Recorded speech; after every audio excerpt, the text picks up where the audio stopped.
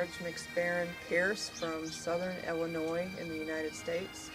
About 2.5 years ago, I had someone ask me if I was Scots-Irish. I didn't know what it meant.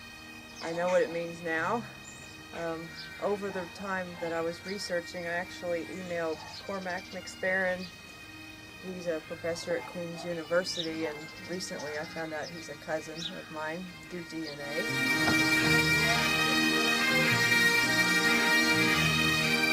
Contacted by Marge, and I told everything that I kind of sort of half knew in bits and pieces and flotsam and jetsam that I'd sort of grabbed from the internet and from other sort of documentary sources, and Marge has been taking it and assembling it into a fairly interesting.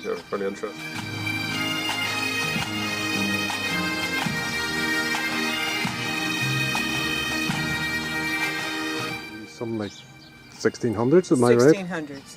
Yeah, and trying to get a little further back, I went to Campbelltown, Kintyre, Scotland before I came over here. Let's see, Monday, Tuesday, Wednesday, around that, I was over there. And we're just trying to put the pieces together. I met William right here as part of the 1718 Society. He stuck up for me on the internet when a gentleman was trying to make trouble with me. And then he and another gentleman who's not here, Boyd, actually.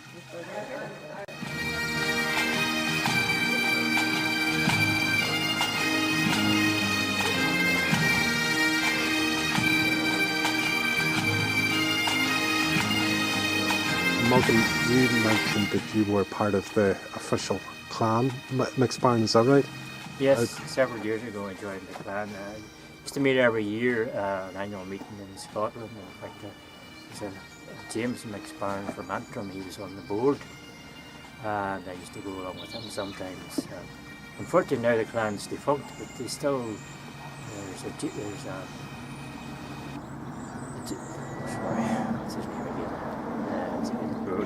a John in Coventry who still carries on quite a bit of research, and he has quite a lot of the records. So I quite regularly correspond with him. He sends me some of his information. I look at it and try and decipher it and put it all together and ask questions and tell out where I think he's gone wrong, made the wrong assumptions or whatever, and sort of try and knit it all together. It's difficult. It's like working with a 1,000-piece jigsaw when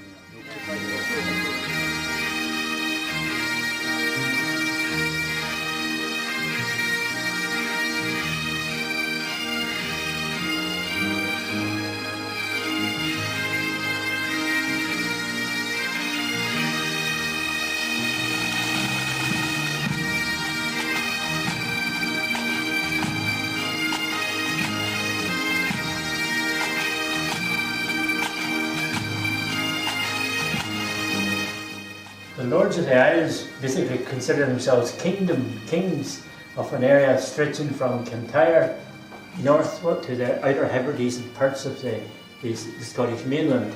But their headquarters was on a small island here in Islay called Finlagan. And in Finlagan there's a small island where the Council of the Isles met. And the Council of the Isles, the members of the Council of the Isles would of course be MacDonald himself, but also his main office bearers who were hereditary, so their descendants had the same occupation. Okay. So among these the members of the council were hereditary men who had different titles. Some of them, like the Fees, were the pipers. There were people who were the smiths. There was also the people who kept official records. Traditionally, Gaelic people didn't really keep a lot of records, but most of it was kept in their heads. But there were some committed to writing. And of course, one of the other office bearers was a person who was responsible for keeping the money, the person who kept the purse, or the Gaelic sporran, and his descendants were the MacSporrans or McSparrans. Of course, traditionally, sometimes this was translated to Purcell. As part of as one of the for better word, the rewards for their work on the Lords of the Isles. They were given areas of land basically rent-free, or as good as rent-free. And the McSparrans had their land in Kintyre, mostly around this area here. And the earliest records we know of is that they had a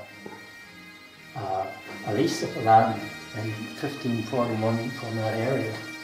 We still have that on record.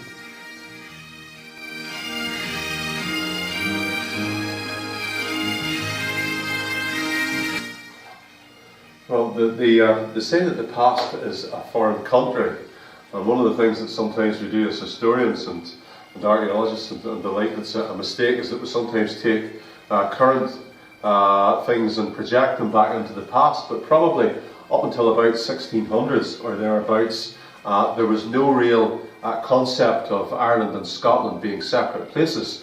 They very much thought of themselves as the same place, or at least the Gaelic-speaking parts of the population in Ireland and Scotland thought of themselves as being part of the same place, part of the same nation. But that's illustrated very much by Robert the Bruce's letter to the Irish princes, when he talks about Notre Natio, our nation. When he talks about recovering the liberties of our nation, he was referring to Ireland and Scotland jointly, and not Ireland and Scotland as two separate places. And this very much led to a continual intermingling and a continual movement of people across the entire sort of Irish-Scots world, but especially concentrated on the two parts, of course, which are closest to each other, Ulster and the west of Scotland. And that's much of the backdrop to what we later see with the formal and informal plantations that happened, of course, in the 1600s.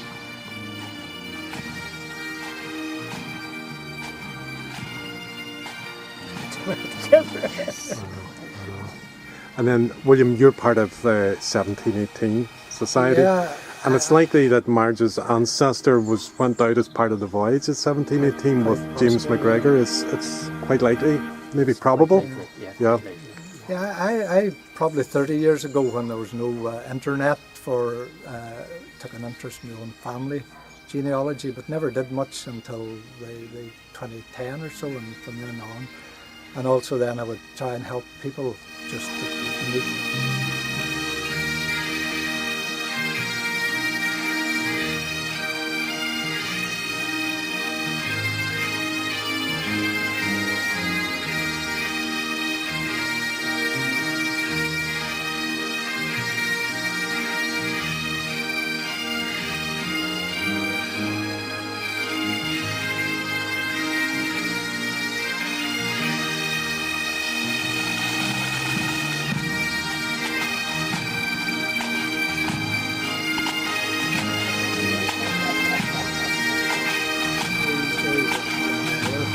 Platforms on the internet, but yeah, I have helped people find relatives, and in my own neighbourhood, Malcolm would know of them. There was a Guy family connected, so I've connected people with people in Australia. And when Malcolm and I were out during the Somme commemorations, the Battle of the Somme there, I laid a poppy cross at a guy called Rossborough, who was a member of my church, and he was killed in the First World War. I left the poppy and I wrote on it, from the congregation of Banagher Presbyterian Church, and that was the 2nd or 4th of July. 16 days later, somebody came from Australia, not a member of the family, but working on the connections out the Guy family, who were nephews, descendants of nephews of that man. And unknown to him, probably his 3 nephews from Australia were also fighting in the same war, much younger men than him. But she was working for the Guy family and saw this, and she then put them in touch with family over here. So that's all happened from last July. So that's the sort of thing I do.